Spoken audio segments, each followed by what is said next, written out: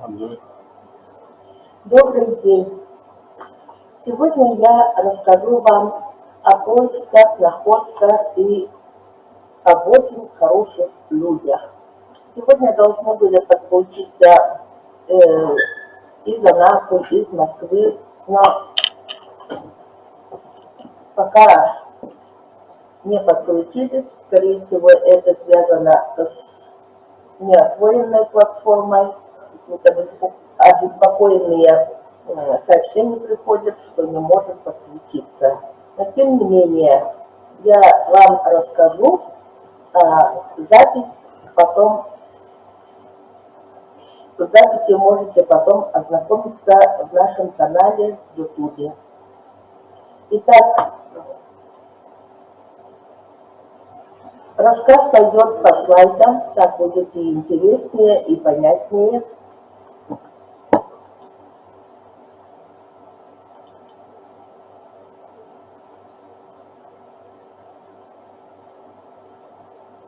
По слайдам не сюда.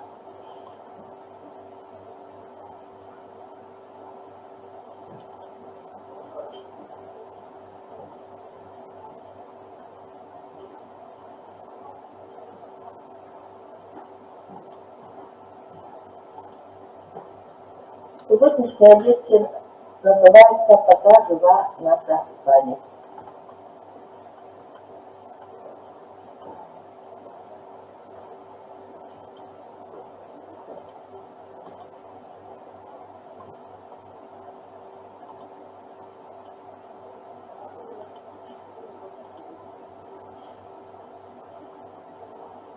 В октябре 2019 года по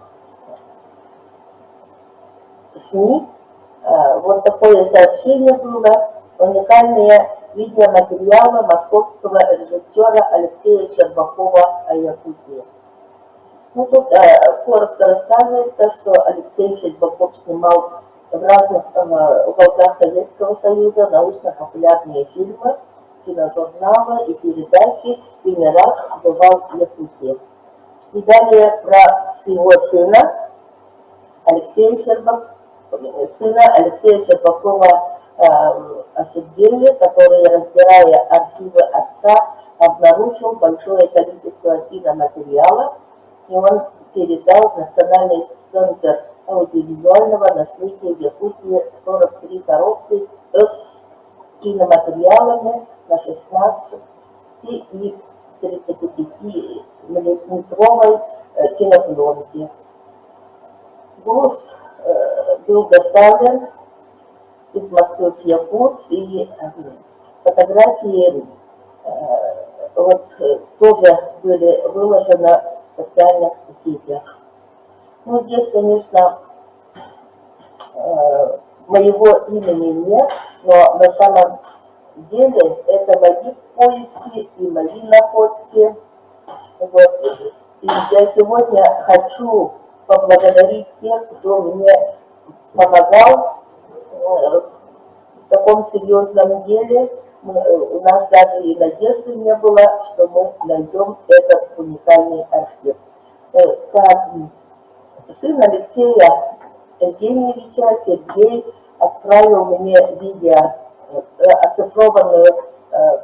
оцифрованный ролик. Он тоже, если кто заметил, по WhatsApp отправляли, и были вообще ошеломлены, можно сказать, да, что есть такие ролики. Это конец 60-х годов прошлого века. Так, дальше. Вот показ видео Сергей Алексеевич назвал «Праздник».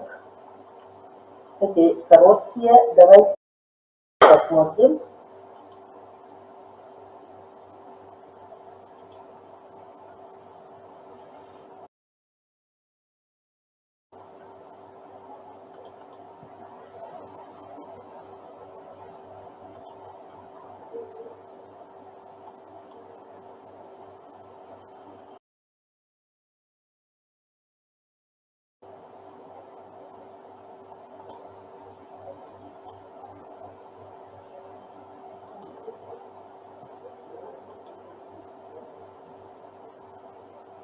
Вот такой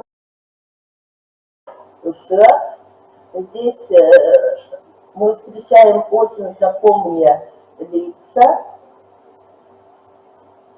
в частности Николая Егоровича Мординова, Амма Акчевия, и там же есть очень участник Великой Отечественной войны Гаврил Дмитриевич Ефимов. И, конечно, все это, как написали в отзывах, этот ПС прошел в Чурапче, насколько мне помнится. Это 69-й год.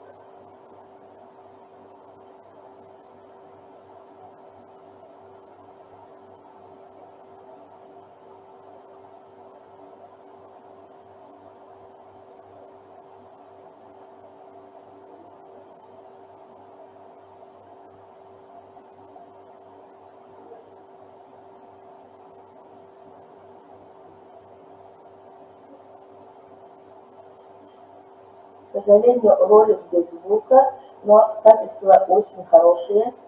Тут можно и конское убранство полностью посмотреть, и одежду, национальную одежду участников ПСХ. И, конечно, столько, наверное, для чурапчинцев знакомых лиц.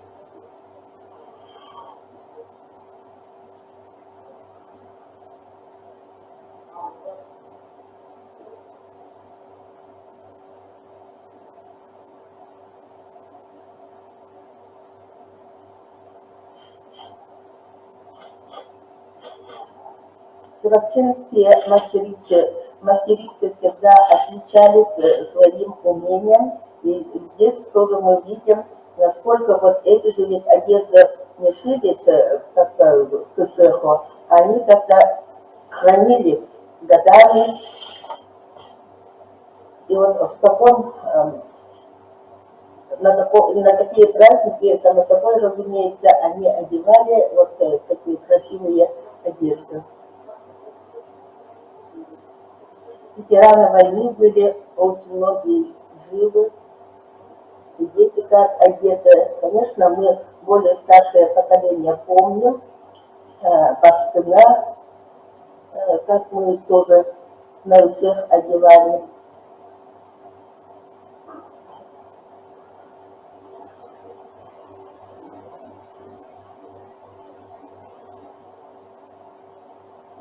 Участником этого эсэха, конечно, был Алексей Евгеньевич Щербаков.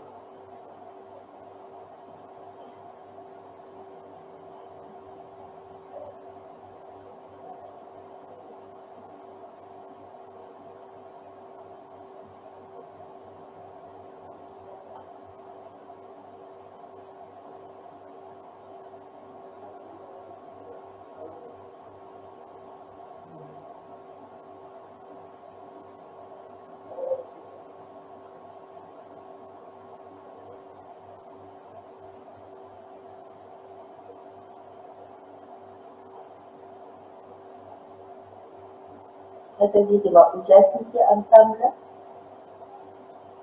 Посмотрите, какие торбоза, какие платья.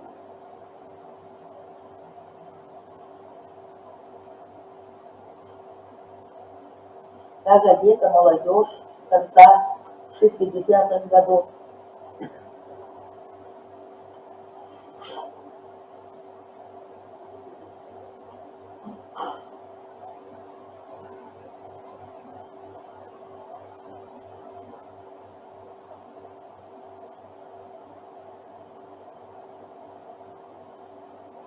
Традиционные состязания.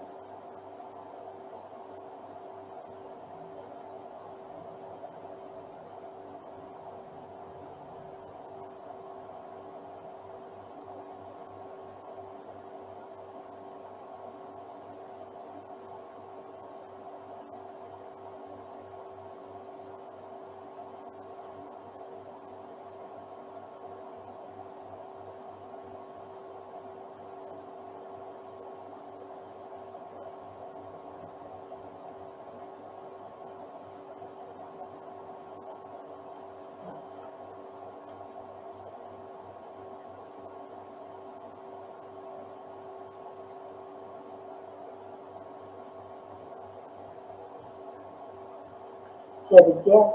Интересно было бы знать, сохранилась эта коновязь или нет.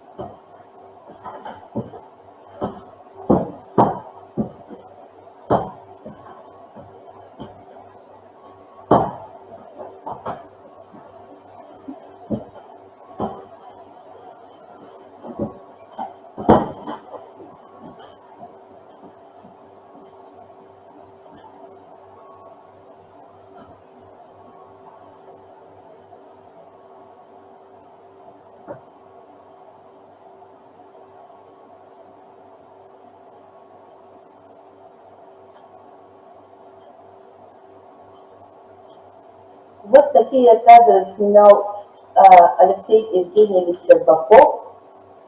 Скорее всего, это первый приезд, наверное. Он ездил по улусам, а так он ездил и по северным улусам, на слегам. У него было очень много знакомых. Он легко общался с людьми, с интересом слушал их, находил для себя, для своих фильмов очень интересных людей.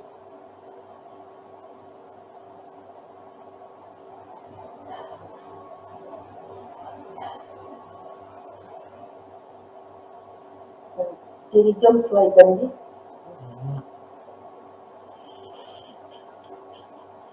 Это история, наша история.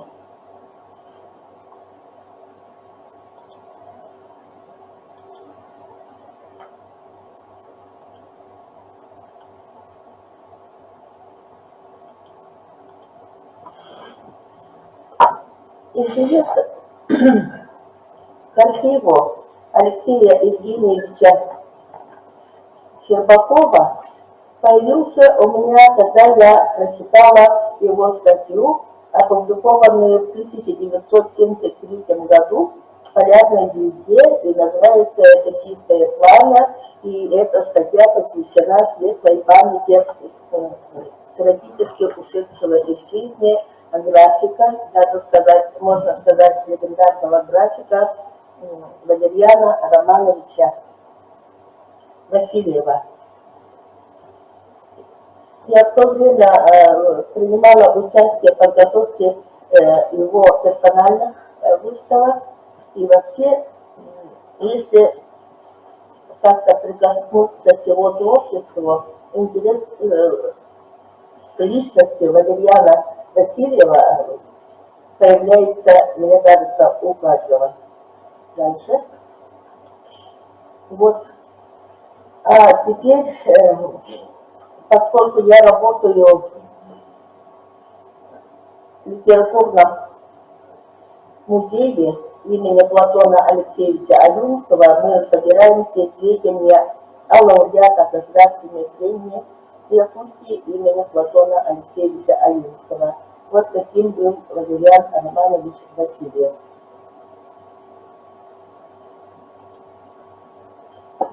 Ему присвоена премия после его смерти, это 14 мая 1971 года, и тут присудили посмертно художнику Валерьяну Романовичу Васильеву за работу серия гравюр на дереве Нургунбатов «Стремительный», состоящий из 3 листов, потом цикл литографий портрет Платона Алексеевича Аюнского, «Ветрести пропавший», «У огня», «Спорт», «Моя дочь» и иллюстрации к поэме Твардовского «Ленин и Печник». Из этого даже перечисления имя Валерьяна Романовича Васильева в нашем музее всегда должно быть. И кроме этого, вот как писал Иннокентий Афанасьевич Потапов, искусствовед, Образ Аюнского давно привлекал внимание художника. Его разносторонняя личность с красной нитью проходит через всю художественную деятельность Васильева. Вспомним его триптих по мотивам эпоса «Нургун Нуакур строительный». Далее. И опять-таки Иннокентий Афанасьевич, автор фотографии о Валерьяне Васильеве, он пишет: еще до 70-го года Васильев не раз имел дело с иконографией Аюнского и создал его портрет для сборника «Песни свободы» и увенчавшийся удачей эскиз медали лауреата Якутской республиканской премии его имени. Это сестры Валерьяна Васильева, Валентина Романовна и Зинаида Романовна. Я с ними очень хорошо и давно дружу, была у них в гостях. И мы создали свой фильм по фотографиям. Далее, в статье Алексей Евгеньевич писал, что он снимал в 1969 году в мастерской, опять-таки, очень хорошего графика Олега Ковалевского, Валерьяна Романовича Васильева, был у него дома, и очень хотелось, конечно, найти этот фильм. А далее, это уже 2007 год, тоже моя очень хорошая знакомая, человек, которым я восторгаюсь, это Ирина Александровна Дмитриева, Таяр Философ, член Союза писателей России. Она вот написала статью «Польский священник в Якутии» об отце Николае Мироновиче. Она встретилась с матерью и дочкой Дорошенко, у которых жил отец Николай Миронович. И вот такую замечательную статью она написала. И опять-таки в конце статьи она упомянула, что московский режиссер Алексей Щербаков снимал отца Николая в конце 60-х годов. И вот я дословно так даже скажу. Московский режиссер Алексей Евгеньевич Щербаков снял о священнике Николае Мироновиче любительский фильм. Где сейчас эта лента, неизвестно. Возможно, в частных архивах якутян хранятся документы и фотографии, свидетельствующие о жизни этого прекрасного человека и незаурядного пастыря. Но главное – человеческая память. Пока жива наша память об ушедших, у всех нас есть будущее. Ну, а поскольку я знала Ирину Александровну, как-то вот мы с ней связываемся, переписываемся, созваниваемся, вот, и решила найти все-таки архив Щербакова. Так получилось, что она знала другого человека, тоже замечательного человека. Следующий слайд. Ага. Ну, вот эти ее слова, так дальше.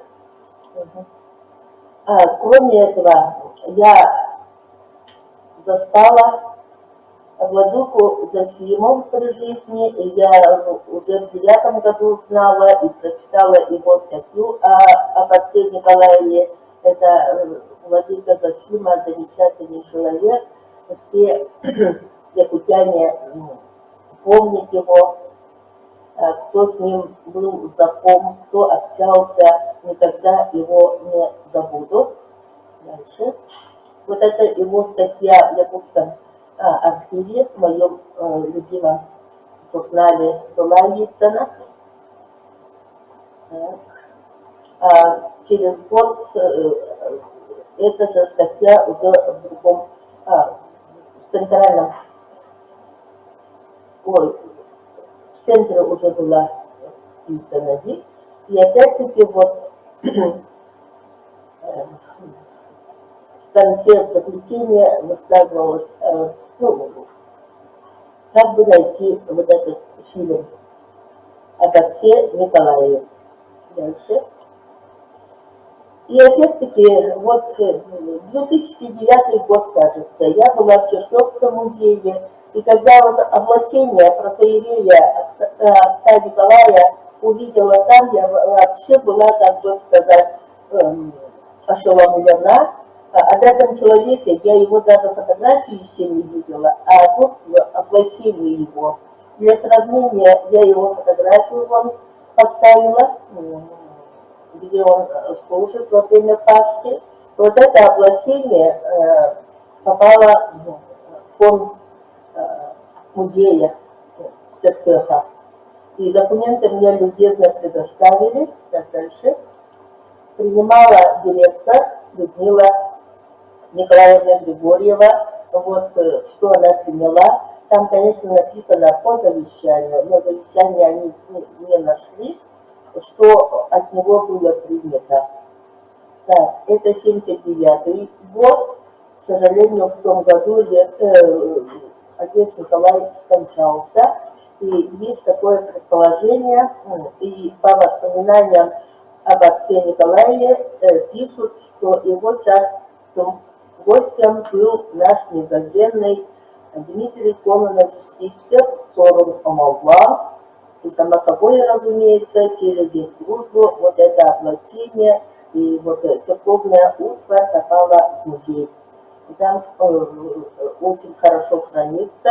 Я благодарю коллег из Церквеха за предоставленные фотографии, документы и запись сегодняшнего моего рассказа, конечно, отправлю им, поскольку каждый экспонат должен иметь свою историю и должен изучаться, и я очень надеюсь, что мой рассказ им поможет. Дальше.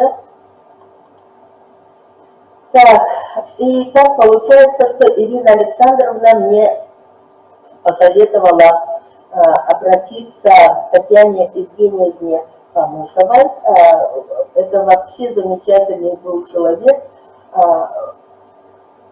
Вроде бы как Алексей Евгеньевич печатался. Он не только был режиссером, не только был сценаристом, а он еще писал замечательные стихи. И его стихи публиковались в альманахе Татьяны Евгеньевны. Она сразу отозвалась. Как-то через ВКонтакте, по-моему, я нашла ее, написала, она сразу отозвалась, и у нас состоялась вот такая переписка. И она сказала, да, я его знаю, попробую найти его сына. И она нашла его, узнала, что архив отца у Сергея Алексеевича, вот такое она мне отправила. Татьяна Евгеньевна Памусова, как я уже сказала, поэтесса, писатель, художник. Вот ее краткая биография. Это очень такой замечательный человек, с такой жизнелюб, да, и у нее столько таких замечательных, но она занималась очень многими и очень успешно занималась многими, и писала рассказы, и рисовала, и макияжем занималась. Это я сейчас знаю, что какую активную жизнь она вела и как ее любили. И почему я говорю была, это мы еще дальше узнаем. После этого она мне несколько раз писала, интересовалась, как что нашли или как. Ну, тогда еще с Сергеем Алексеевичем у нас поиски велись. у него в доме шел ремонт, было очень сложно найти все эти кассеты. Дальше. Вот. И вот Сергей Алексеевич Щербаков, очень скромный, замечательный человек. Мы с ним созваниваемся, переписываемся. Он тоже сразу отозвался и писал, и нашел эти. Сперва он мечтал там оцифровать, но занятие это очень такое дорогое, и кроме этого многие пленки, конечно, были подпорчены временем. И вот то, что когда оцифровано было вот первый фильм, он меня сразу отправил, а в этом году, вот 7 мая, от него вот я получила такое письмо. Это же ведь надо, с 18 года он помнил мою просьбу. Огромный архив был. Это вот первоначальный архив отца, который Сергей Алексеевич передал Якутии. Он мне сфотографировал, отправил, что подготовил в дар Якутии. Дальше. Отправил также фотографию отца. Вот Алексей Евгеньевич вот в такой одежде. Конечно, у нас в северных улусах, по всей видимости. Дальше. Это его портрет, сценарист, режиссер, оператор художественных и документальных фильмов, журналист, коллекционер. А дальше вот его биография. Оказывается, до того, как я начала его искать, он ушел из жизни в 2017 году, а я начала его искать в 2018 году. Так что вот как-то мы так развернулись, можно сказать, и вот такая у него замечательная жизнь была. Слайд. К нам, когда он приехал в 1969 году, перед тем, как к нам приехать, вот его дипломная работа, художественный фильм «Пауза», получила первую премию за изобразительное решение на втором всесоюзном фестивале телевизионных фильмов в Москве. И вообще вот даже тут не все, конечно, его достижения, его занятия, и художественные фильмы он снимал. И даже вот хроника президента в дни августовской революции 91 года. Перешел потом в главархив. Вот он уже в годах, опять-таки, со своей камерой.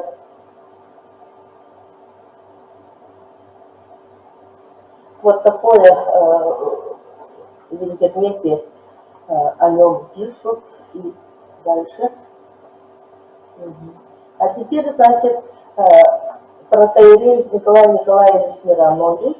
Фотографии тоже мне отправляли и Инна Игоревна Юганова из Москвы отправляла, и Ирина Александровна. Ну, в общем, есть что показать.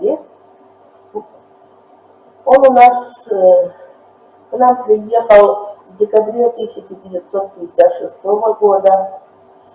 Если очень коротко рассказать о нем, это я говорю, что человек, переживший и выживший, переживший ад и выживший, и сохранивший все лучшие человеческие качества. Ну, по отношению к священнику, наверное, так не говорится, но все, кто его знал, и его прихожане считали, что он святой. Он родился в 1895 году в Западной Белоруссии, в Ковенской губернии, по Невежском уезде в деревне Гегабросту в семье священника. Вот. Он пережил революции, войны, оккупацию, репрессию. Был арестован летом 1944 года. Вот здесь это его, ну, из базы данных.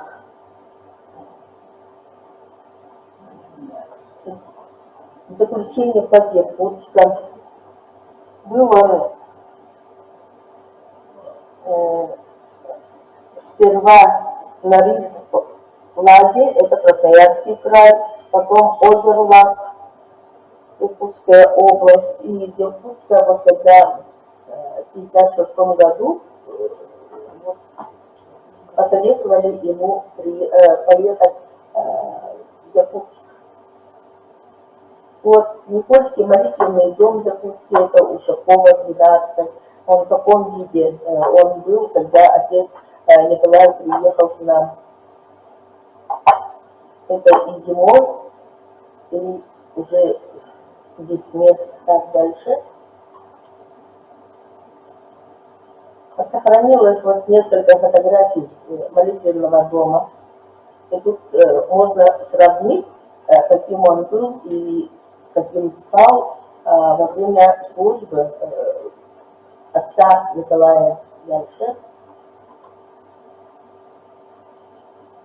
Дальше. Это внутреннее убранство Никольского молитвенного дома. Старожилы, наверное, помнят, кто ходил туда. Я-то в студенческие годы ходила туда почему-то одна, ну, когда как-то не расскажешь, что ходишь вокруг церкви, колокольный звук слушать. Хотелось внутрь попасть, хотя довольно-таки это сложно было. Дальше. Это двор. Видите, как мы сейчас даже проходим мимо церквей и видим, как там ухожено, какие цветы выращивались. И здесь тоже вот с такой любовью они двор свой украшали цветами. А в 69-м, 70-х даже, насколько озеленение нашего города было студным.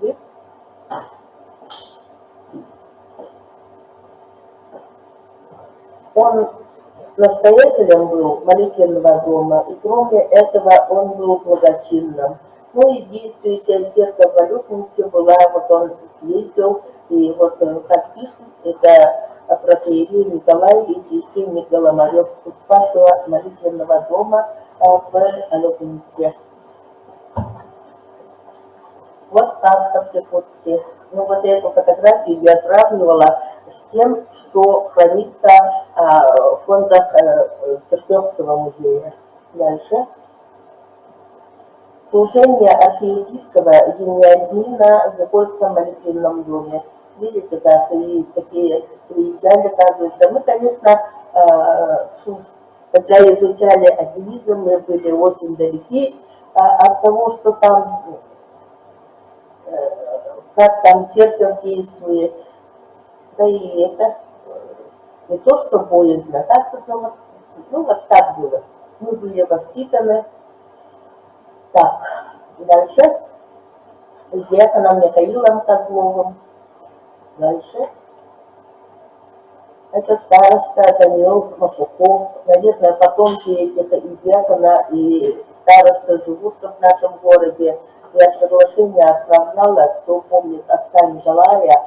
Ну вот мать и дочь Дорошенко, как сказала Ирина Александровна, они, к сожалению, уже ушли из жизни. Дальше. Это 63-й год. Это последние годы жизни. А после, в этом году я еще получила вот такое письмо по электронной почте, и написала мне Зоя Кочеткова, псевдоним у нее Зофия Поплавская 2. Она была подругой Татьяны Евгеньевны, и они, оказывается, вместе искали для меня телефон и координаты от сына Алексея Евгеньевича. И она просто хотела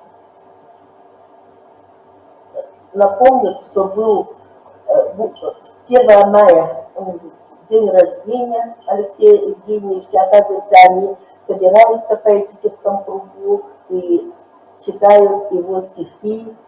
И она же мне сообщила, что Татьяны Евгеньевны больше нет.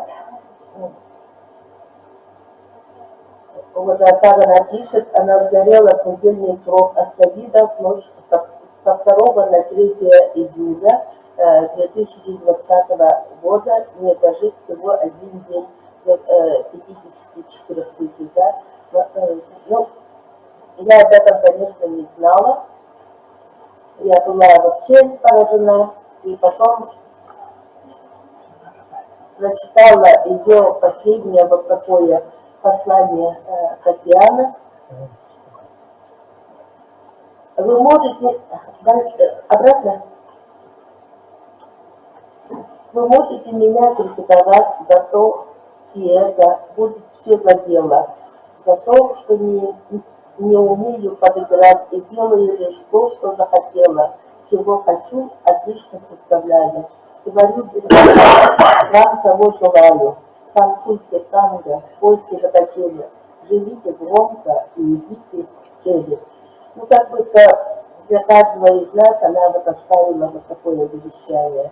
И я очень рада, что в жизни я хоть заочно была с ней знакома, и очень как-то жалею, что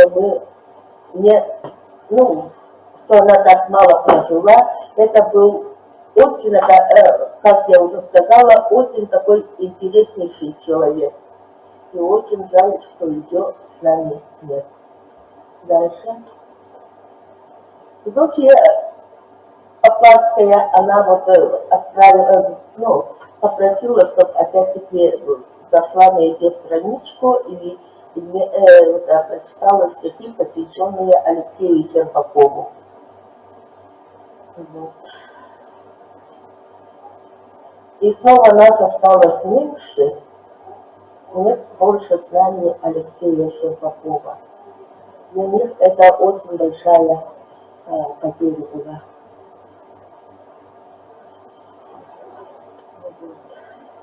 В этом году мои 2 статьи и о Валерьяне, и об отце Николае опубликовано в журнале «Литера». Это электронный журнал, и редактор Владимир Николаевич Федоров, народный писатель Якутии, российский поэт, прозаик, драматург, журналист, фотограф, лауреат многих литературных премий, в том числе государственной премии имени Платона Алексеевича Айонского, автор более 25 книг различных жанров и 10 поставленных пьес. Все якутяне знают Владимира Николаевича Федорова, и я хочу выразить огромную благодарность за то, что он понял, что я хотела сказать людям, которые помогали найти этот уникальный архив, что из небытия вернули кадры о нашей Якутии, о личностях, которыми стоит восторгаться. И огромное им спасибо. Статья моя сперва называлась «Светлой памяти посвящаю». Светлой памяти Алексея Евгеньевича Щербакова, Валерьяна Романовича Васильева, Татьяны Евгеньевны Панасовой, отца Николая. Вот, дальше. Вот статья и фотография, где Алексей Евгеньевич, такой молодой, беседует с отцом Николаем у него дома. И вторая фотография. Вот это кадр из ролика, который в конце моего рассказа мы посмотрим. Вот тоже они. Это вот в Якутии.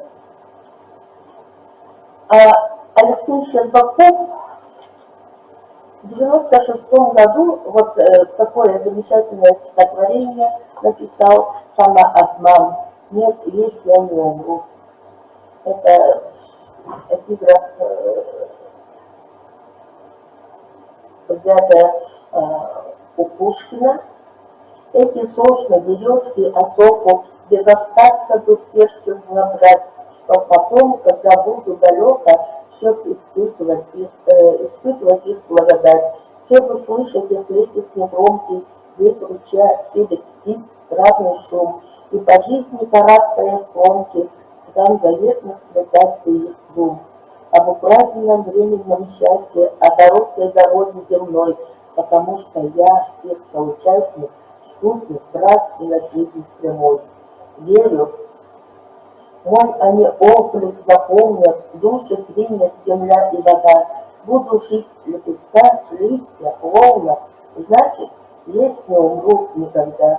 И мне очень, я очень рада, что мне повезло встретить таких замечательных людей и вернуть забытые имена, забытый, утерянный архив, вернуть нашей Якутии, странички, замечательные страницы истории. Оцифровка этих кассет идет, и мы, конечно, обязательно увидим фрагменты фильма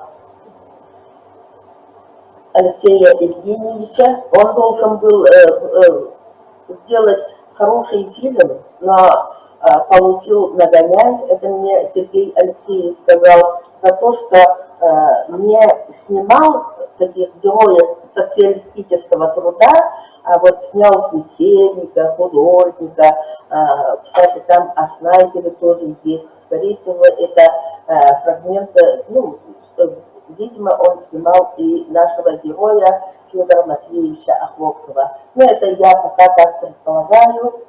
Ну и вот праздник СССР, который мы посмотрели, ему это было интересно, и он тогда взбунтовался. Ну и потом без средств, как он мог собрать фильм. Но то, что хорошо, что он сохранил все отснятое, и хорошо, что этот архив попал в замечательные руки замечательного сына Сергея Алексеевича Щербакова, который вот вернул нам. И мне очень сегодня еще раз благодарю их, и каждый раз думаю, как мне повезло, что в поисках архива познакомилась с такими замечательными людьми. А теперь вот посмотрим, отец Николай тут живой, двигается, правда, звука нет, но не суть. Мы тут полностью внутреннее убранство видим, молитвенного дома и отца Николая в движении.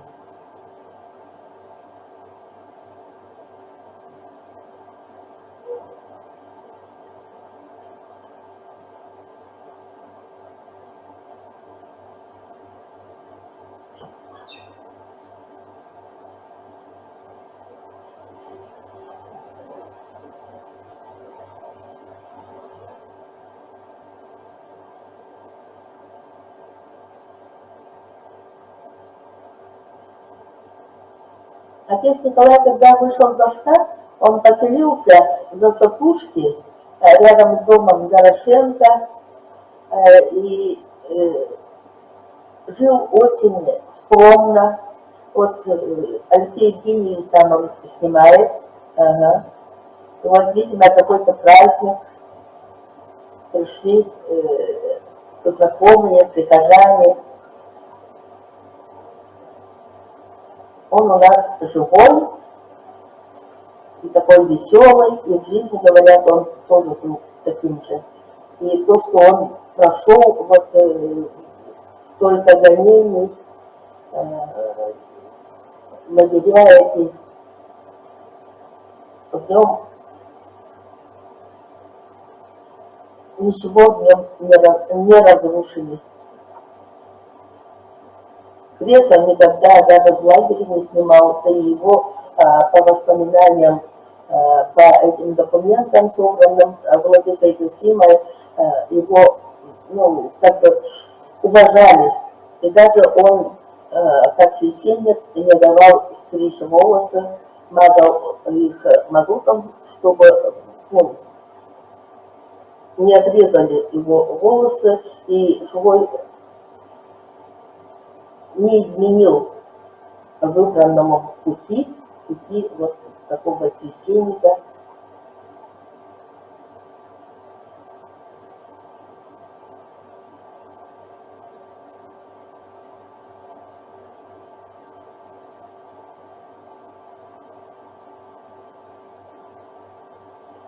Огромное вам спасибо.